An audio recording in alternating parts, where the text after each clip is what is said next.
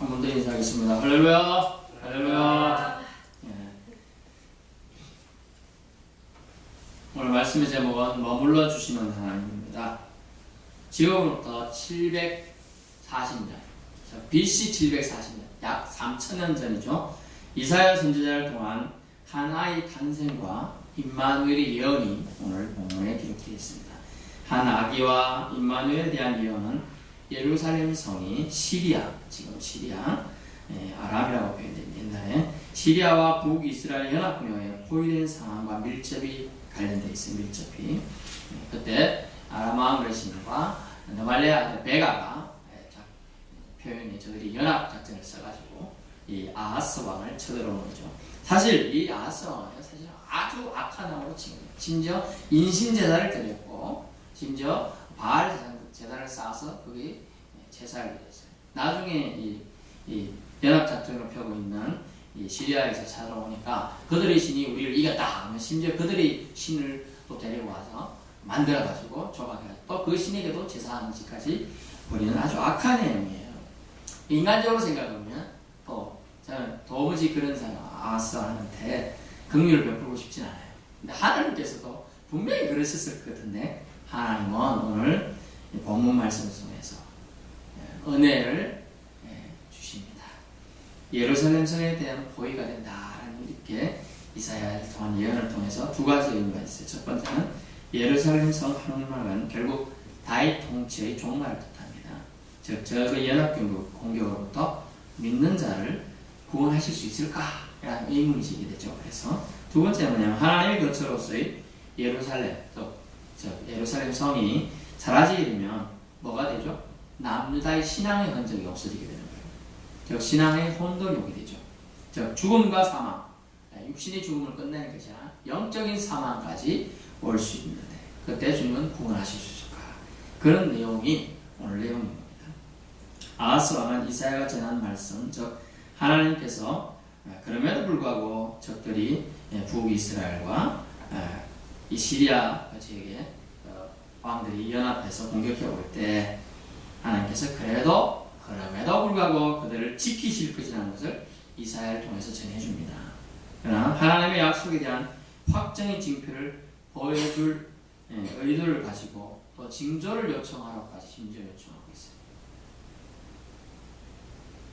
하나님께서는 이사야를 통하여 아하스 왕을 책망합니다.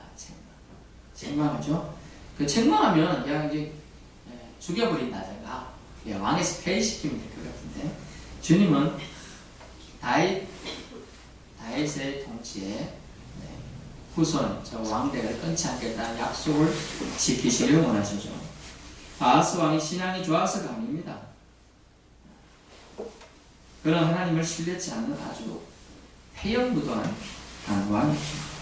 하나님께서는 그럼에도 이사야를 통하여 아하스 왕을 책망하시며 하나님이 준비하신 징조를 보여주겠다고 지금 얘기하고 있는 거예요.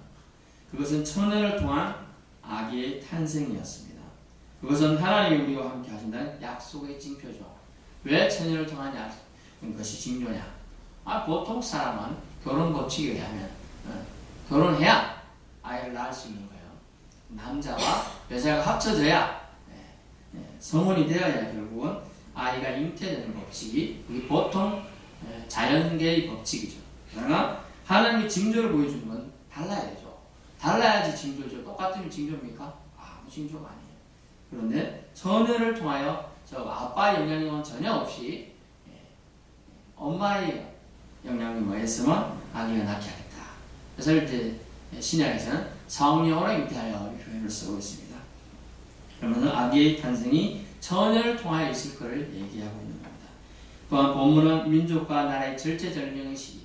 사실은 우리나라는 지금 심지어 이 아하스 왕들보다 더 위기에 있어요. 그런데도 불구하고 사람들은 너무나 태평해요.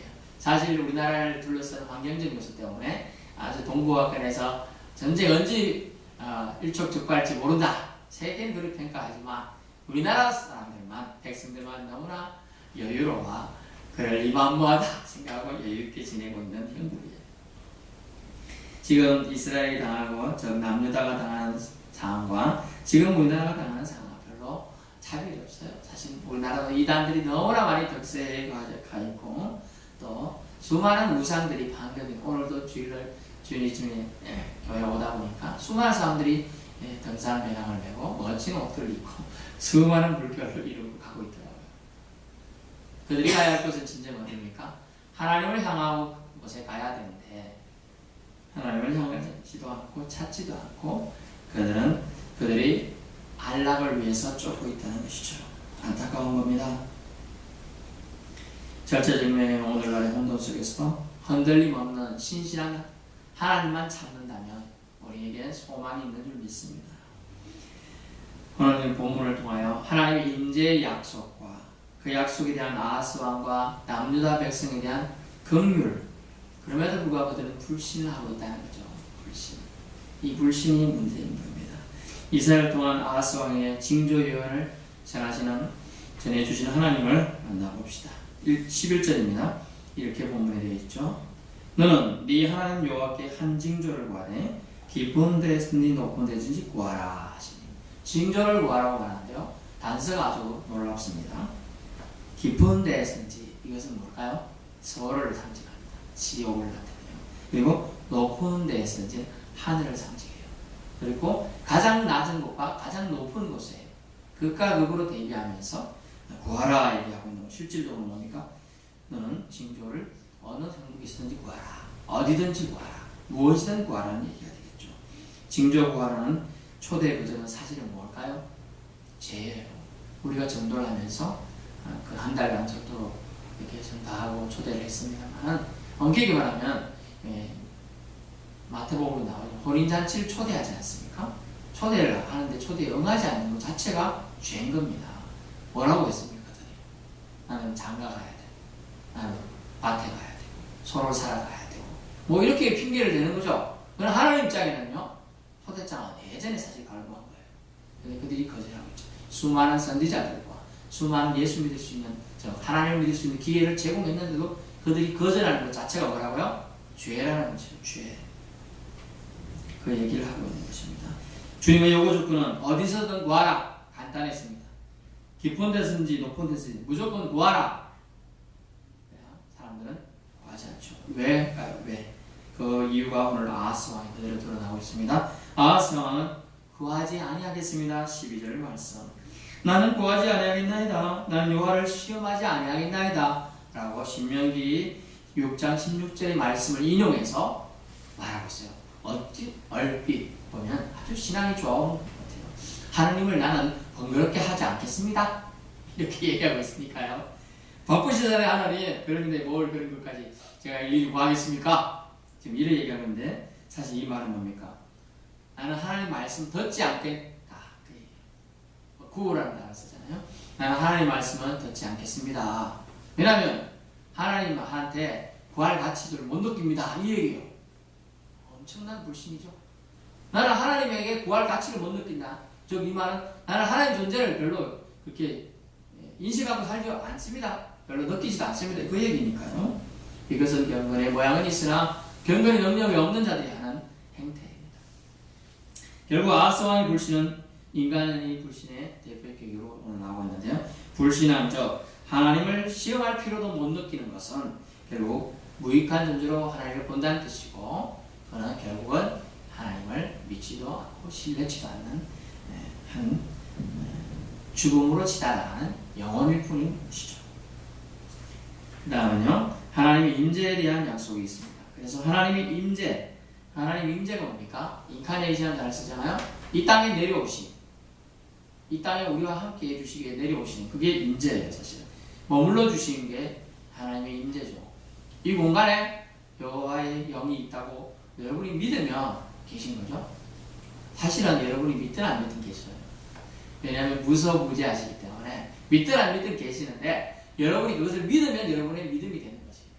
믿지 않으면 여러분의 믿음이 되지 않아서 결국 하나님을 여러분이 믿느냐 안 믿느냐의 차이가 여기서 드러나게 됩니다. 하나님이 함께 하심에 대한 불신이 오늘 본문 속에 계속 드러나고 있습니다. 본문 13절 말씀 보세요.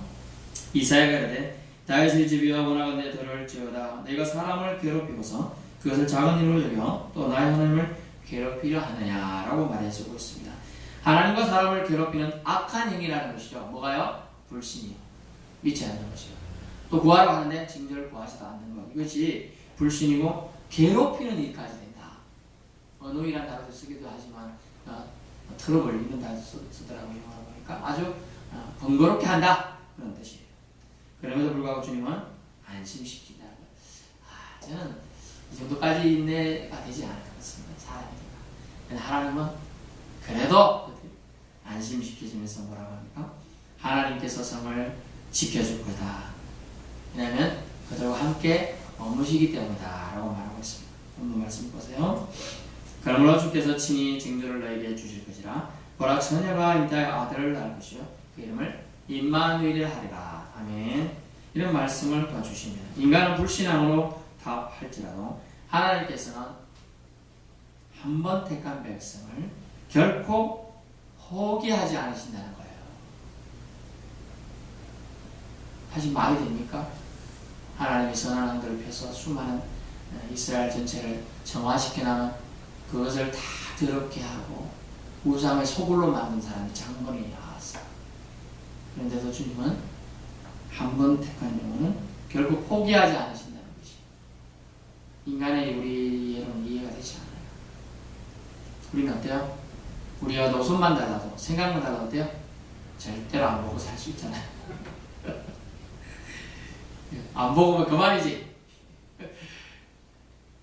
그렇게 하고 불편할 수 있어요.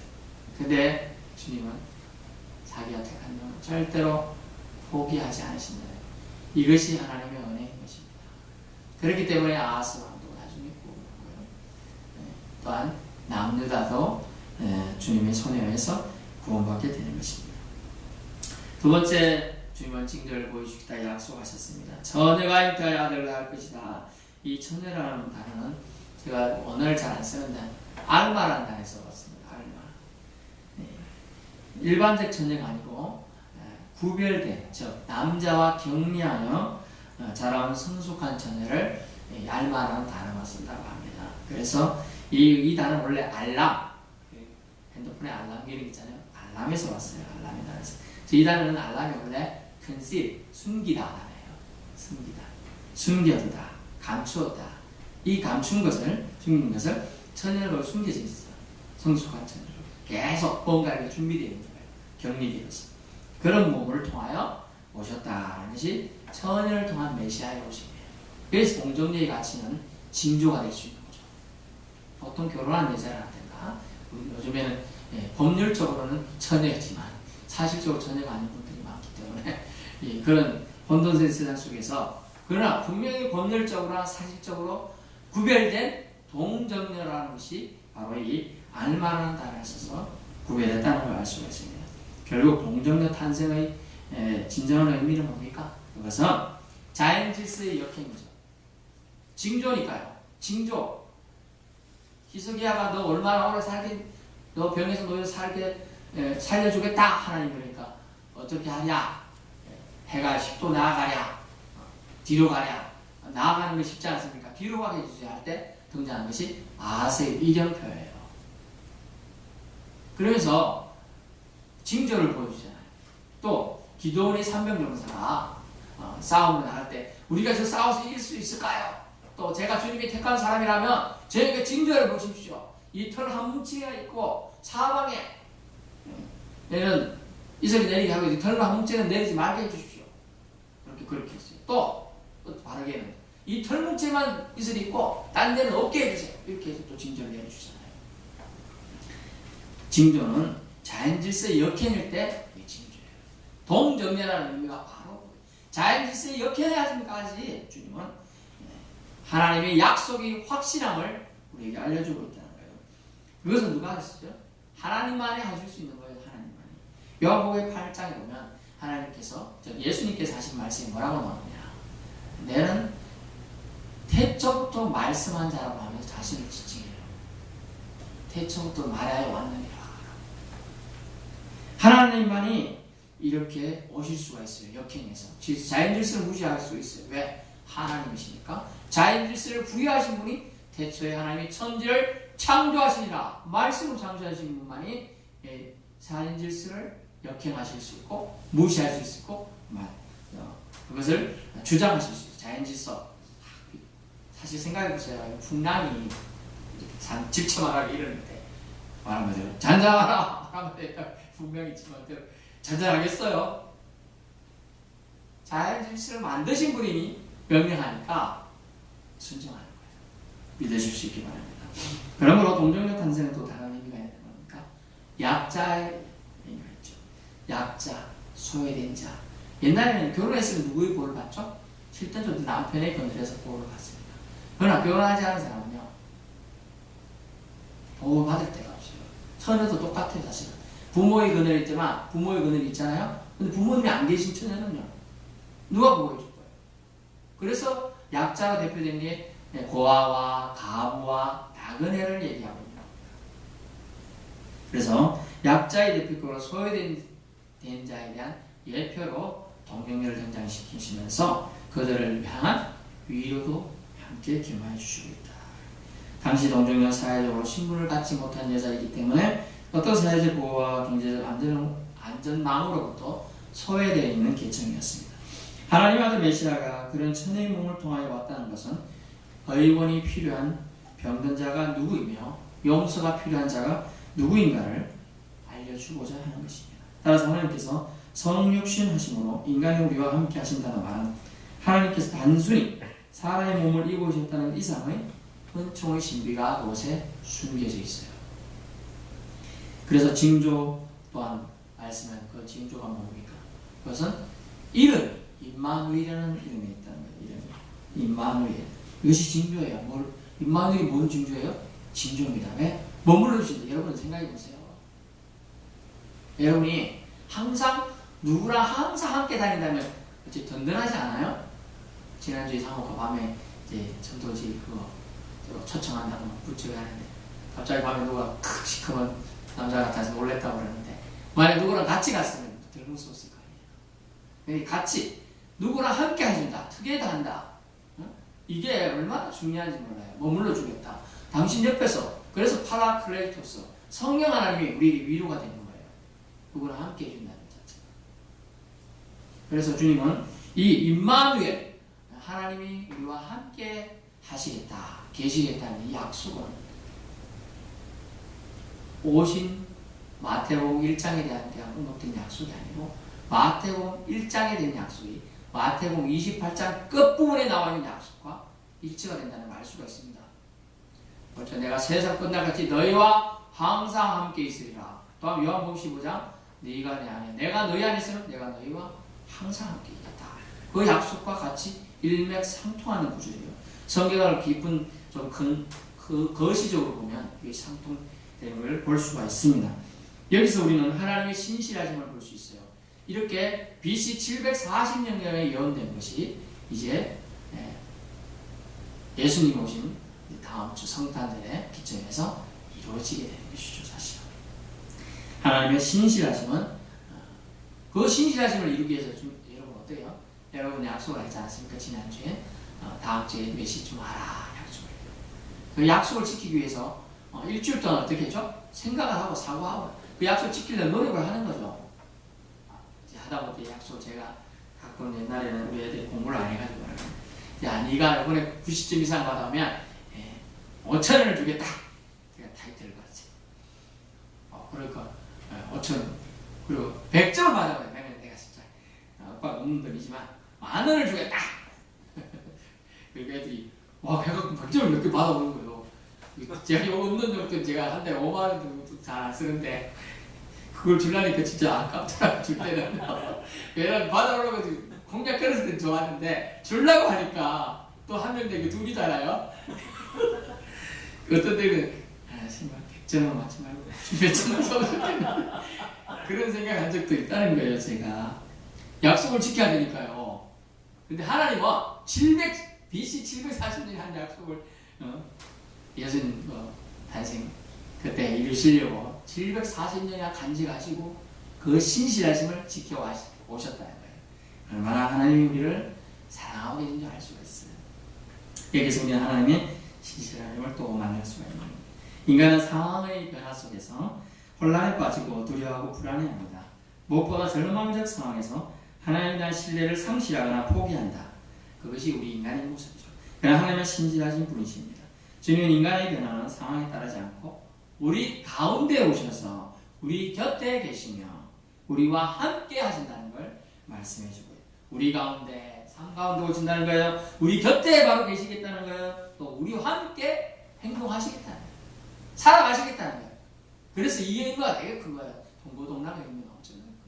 동고동락 한 사람의 그 다 눈뼈마다 알 수 있는 것처럼 그만큼 하나님과의 친밀도가 형성되는 사람의 기도와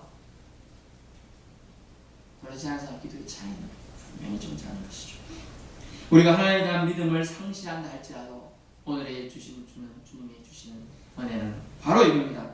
우리가 하나님에 대한 믿음을 상실할지라도 심지어 낙담되어 없어지는 것처럼 보일지라도 하나님 우리를 떠나지 않으시며 그 상황 속에서 우리와 함께 그 자리에 머무신다는 겁니다. 아멘. 하나님 우리를 떠나지 않으십니다. 그 상황 속에서 우리와 함께 머물러 주신다는 것. 이 의미를 우리는 꼭 기억해야 하는 것입니다. 임마누엘, 그것은 하나님의 구원의 방식이면서 또한 구원의 내용이었던 것입니다. 결론입니다. 도대체 임마누엘이 무엇이기에 우리는 이렇게 중요시하는 겁니다. 하나님께서 우리와 함께 하심이 구원의 소식이 되기 때문에 임마누엘을 중요시하는 겁니다. 구원이 무엇인가요? 무엇으로부터의 구원인가요? 사실 인생 우리를 혼돈과 공허 속으로 몰아넣습니다. 아하스 왕과 유다의 백성들은 자신들이 믿은 가치와 신앙이 깊은 혼돈에 빠져버렸습니다. 방향을 잃었습니다. 그러나 하나님께서 그들을 구원하신다. 그들을 떠나지 않으심으로 그들을 구원하시겠다고 말씀하셨다. 그리고 그들이 겁내고 두렵고 초조해하고 흔들리고 있을 때 하나님 겁내지 마라, 앉지 마라. 심정 내가 네 편이 되어주겠다 말했습니다. 그러면서 주님은 그들에게 이 한마디 던지셨습니다. 얘들아, 나는 여기 있다 라고 말씀합니다. I am here. 나는 여기 있다 라고 말씀했습니다. 여러분 갈렙을 아실 거예요. 85세 이 산지를 내게 주소서라고 요청하시는 할아버지만 청춘인 거예요. 할아버지 청춘. 그는 40세에 가나안 지역을 청탐하러 갔던 사람 중에 한 명이었습니다. 그런데 그는 여호수아처럼 저들은 우리의 과민이다, 쌀입니다, 우리 이렇게 먹입니다 이렇게 얘기했던 믿음의 사람. 그는 그것을 간직했어요. 그래서 40살이 지난 광야 생활이 끝나 80살이 되었죠. 그리고 또 5살이 더 지난 85세 그 믿음을 계속 45년을 간직하고 있었던 거예요. 하나님 나와 함께 하신다, 떠나지 않는다. 그래서 그는 결국 이루어냅니다. 또한 하나님께서 이 임마누엘은 동정녀 같은 처지에 있는 우리에게 오신다는 구원의 소식이죠. 동정녀 같은 처지. 우리가 사는 그 생활은 저마다 다릅니다. 우리가 자기 자신에 대해 부끄럽고 자신이 없으며 무기력함과 불안 속에 살 때가 있습니다. 때때로 인간 힘으로 어쩔 수 없는 삶의 위기 속에서 사람으로서 한없이 초라해질 때도 있습니다. 그때 우리는 동정녀 같은 처지에 있는 우리에게 주님이 오셨음을 믿으실 수 있기 바랍니다. 그러나 주님 우리가 그런 상황에 놓여 있기를 있기에 우리를 구원하시던 거예요. 사실은 하나님 우리와 함께 하신다. 이 시대의 동정녀 같은 자들에게 오심으로 우리 사회의 동정녀와 같은 무기력하고 연약한 자들을 택하심으로 하나님 우리에게 소망이 되며 구원이 되신다는 거예요. 이것이 구원의 신비이며 은총이라는 겁니다. 임마누엘 우리와 함께 머물러 주신다는 겁니다. 임마누엘 하나님. 오늘 본문을 통해서 주시는 말씀은 떠나지 않음으로 구원하신다는 말씀의 약속입니다. 또 함께 해주시겠다는 약속이죠. 삶의 자리, 눈물, 방황, 갈등, 고통과 함께 해주시겠다는 약속인 것입니다. 그러므로 우리와 함께 모신 하나님이야말로 우리를 구원하시는 유일한 분이신 것입니다.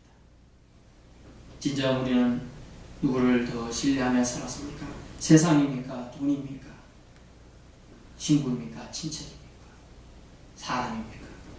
우리가 정적 신뢰할 대상은 머물러 주시는 하나님, 함께 해준다고 약속하신 하나님, 임마누엘 하나님이며 친히 동정녀 같은 우리 처지에 우리를 살펴보시고 긍휼을 베푸시는 주님이라는 거예요. 임마누엘은 우리 인간들과 함께 하시는 하나님, 저 그리스도를 가리키는 신적 호칭이고 죄 많은 인간들을 그 가운데서 구원하실 구원의 메시아를 가리키는 이름입니다. 그 영원한 이름을 저와 여러분 모두 다 아름답게 부르실 수 있기를 예수님으로 축원합니다. 사랑해 주님 감사합니다. 우리